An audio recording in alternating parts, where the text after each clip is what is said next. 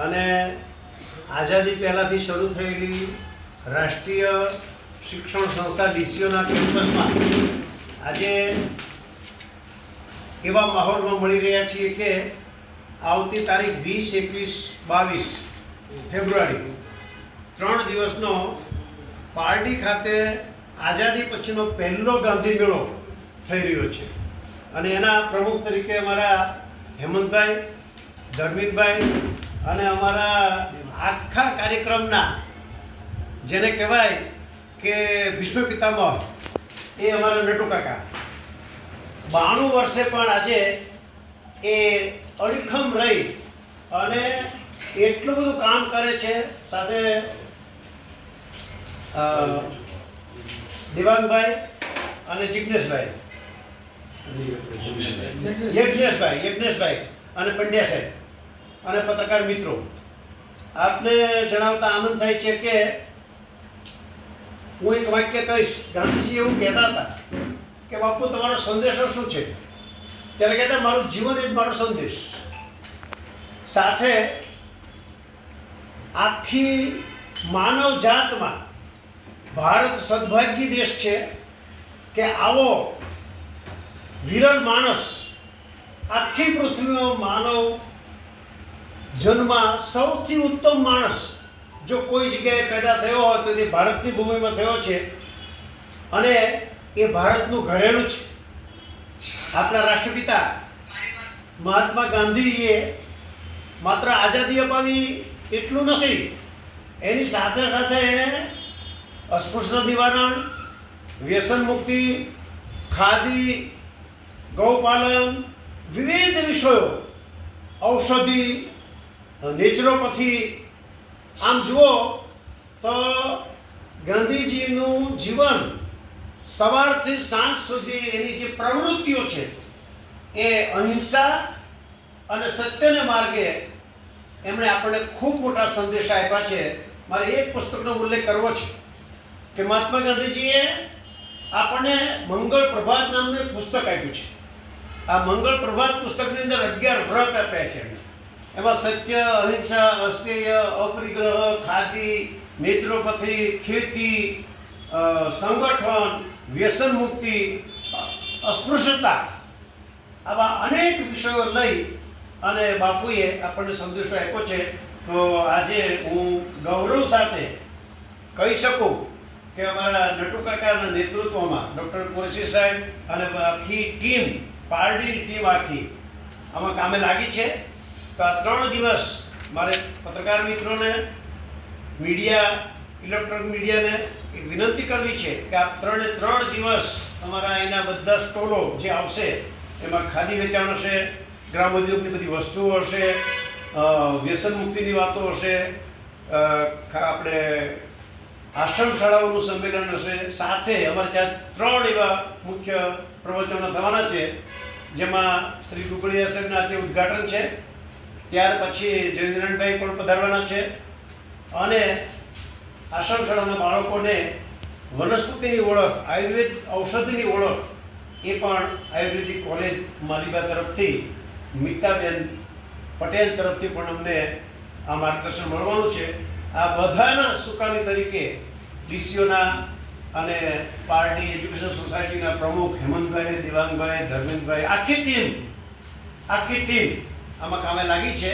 અને પારડી નગરના કુરશી સાહેબ કે પછી બીજા અનેક મહાનુભાવો આમાં જોડાયેલા છે. એ સૌનો ખરેખર એમાં આભાર.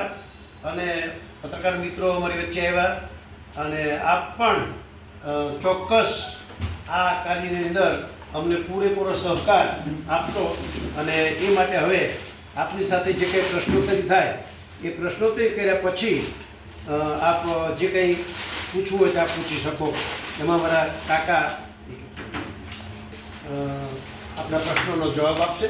તો આવો ગાંધી મેળો એ વ્યવસ્થિત જિલ્લા પારડી પ્રથમવાર ગાંધી મેળો યોજાઈ રહ્યો છે. પારડી અને આજુબાજુના વિસ્તાર માટે ગૌરવ અને આનંદની વાત છે. ત્યારે તે વખતે જુગેશ્વર દવે વીરસિંહ વંદોજીને કહેવામાં આવે, એમણે જાહેર કીધું કે એમના 13મા દિવસે ગાંધી મેળાનું આયોજન કરવાનું. એ હિસાબે ત્યારથી 78 વર્ષથી આ ગાંધી મેળાનું આયોજન થાય. પહેલાં સુરત જિલ્લાનું હતું એટલે એક જ થતો હતો.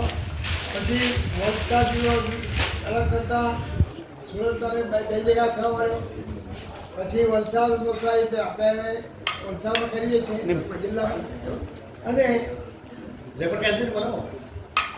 એની તારીખ તો 11-12 નક્કી જ. પરંતુ સ્ટોલવાળા બી મુશ્કેલી પડે. બીજું કે જે જગ્યાએ મેળો કરવાનો જલ્દી અનુકૂળતા બી જોવી પડે. કોઈ સ્કૂલ હોય કોઈ મેદાન હોય એટલે પછી 3-4 દિવસ આમ તેમ થાય 11-12 ને બદલે. એટલે આ વખતે આપણે અનુકૂળતાએ 20, 21, 22 જાન્યુઆરીમાં પસંદ કરીશું.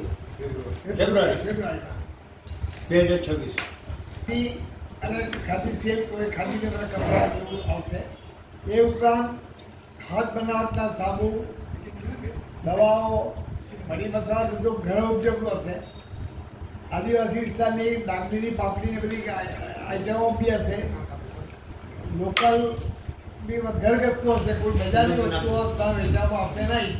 જે ગ્રામોદ્યોગની વસ્તુઓ હશે એનું વેચાણ ત્યાં થશે. વાંસની આઈટમ બી આવવાની છે જાત જાતની. પાર્ટીમાં કેટલા વર્ષથી આ ગાંધી મેળો યોજાઈ રહ્યો છે? પહેલી વાર. અને ગાંધીજી અહીંયા આ ભૂમિ પર પગલાં પાડેલા. અને હવે આ ગાંધી મેળાને ગાંધીજીએ જેને પોતાની દીકરી માનેલી અને જેના પતિને પોતાના 5મા પુત્ર કહેલા એ જમનાલા બજાજના ધર્મવતી શ્રીમતી જાનકીદેવી બજાજનું નામ આપણે અર્પણ કર્યું છે. આ મેળાનું નામ શ્રીમતી જાનકીદેવી બજાજ. આખા રાજ્યમાંથી ગામડે ઇવન નાના પોંડા, ડાંગ, બારડોલી, સૌરાષ્ટ્ર વજયથી જે પોતે બનાવેલી વસ્તુ હશે હાથ બનાવટની, કોઈ કચરાની બનાવટની કે કોઈ એવી બજારમાં વેચાયેલી વસ્તુ ના હોય. સ્ટોલ હશે બધું થઈને. પણ એક સ્ટોલ બહુ મોટો હશે જે 7x30નો છે. એ જલગાંવ ગાંધી રિસર્ચ ફાઉન્ડેશનનો છે. Jalgaon Gandhi research foundation. એમાં ગાંધીજીની આખી જીવન જન્મમાં લોકો મોટા ફોટાથી સમજાવશે જે ગાંધીજીનું મહત્વ, ગાંધી દર્શન. એમાં જે 3 રચિયાઓ આપણે તો છે. એક ડોસી રચ્યો જે મોટો હતો, એક યલોરા ચકલ અને એક અંબર ચરખો. એ 3 ચરખાનું લાઈવ ત્યાં બતાવવામાં આવશે લોકોને કે આ ચરખા શું છે. ચરખા જેવી રીતે આજે ચરખા ભૂલાઈ રહ્યા છે. તે જમાનામાં લોકોને ચરખો શું છે અને કેવી રીતે ચાલે છે તે બતાવવામાં આવશે. હેમંતભાઈ, હવે આ આપણે ત્યાં કાકાએ કીધું પહેલી વાર ગાંધી મેળો પાડી ખાતે યોજાય છે અને બહુ સારા પ્રમાણમાં સ્ટોલ પણ એ લોકોએ બુક કર્યા છે અને ઘણી સારી બધી વેરાયટીઓ અહીં આવવાની છે. અને છોકરાઓને પણ માર્ગદર્શન મળે એ માટે પણ બધું એ લોકોએ એરેન્જમેન્ટ કરી છે. તો સર્વે નાગરિકોને અહીંયા વધારેમાં વધારે લાભ લેવા માટે વિનંતી છે. 3 દિવસનો મેળો છે. 1942માં ગાંધીજી આપણી સંસ્થામાં આવ્યા હતા. એ હિસાબે પણ આપણે આ ગાંધી મેળાનું મહત્ત્વ વધારે છે. તો સૌને લાભ લેવા વિનંતી. છે લલિતભાઈ મુગડિયા, જેઓ કેવીઆઈસીના ડાયરેક્ટર છે. દિલ્હીથી આવવાના છે. નહીં, છે વલસાડના. તો ખાદી વિકાસનો એ ડાયરેક્ટર. ખાદી વિલેજ ઇન્ડસ્ટ્રી છે કમિશન કરીને ગવર્મેન્ટનો એક ડિપાર્ટમેન્ટ. મીતાબેન પટેલ જે આયુર્વેદ ઉપર આશ્રમ શાળાના બાળકો અને સમાજના લોકોને ઔષધિ વિશે જાણ કરશે. અને છેલ્લે દિવસે બૌદ્ધિક ગાંધી જીવન ઉપર જયનારાયણભાઈ વ્યાસ આપણા ગુજરાતના પનોતા પુત્ર અને માજી પ્રધાનશ્રી.